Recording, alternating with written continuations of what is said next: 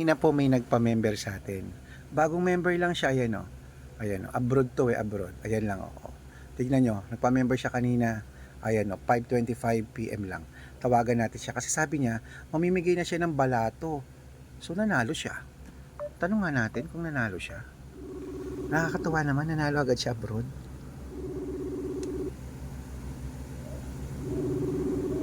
Tignan natin kung nanalo si ma'am. Sana sumagot siya. Sasagot kaya si ma'am? Nakakatuwa, no? Kaka-member lang yan, tapos nanalo agad siya.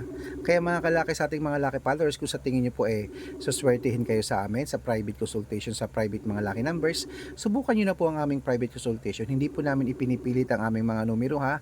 At ingat po kayo sa mga fake account. Dapat makakausap nyo muna ako sa video call bago po kayo sumali, okay? Ayan, ayaw sumagot ni ma'am, baka busy. Ayan, sumagot na siya. Hello, ma'am. Nanalo po kayo? Opo. Wow, congrats agad. Dati ka ng number, kaso Okay, nagpunta sa'yo. sige po, Nung ma'am. kanina, nung hindi mo pa binigay, nag-pin na Apo. ako ng 20. Okay, Nung ma'am. nakita ko sa'yo, dinagdagan ko 50. Okay, wow. Wala. Congrats, ma'am. Nakakatuwa naman po. Okay, anong number, ma'am, tinamaan mo? Yung number 8. Ay, wow. 10 lugar yan, ma'am. Sang lugar? Anong bansa po? Mahilig kasi ako sa hindi ako mahilig sa mga 3 numbers, 2 numbers. Sa single lang. Yung single lang, Okay yung po, additional. opo. Yun.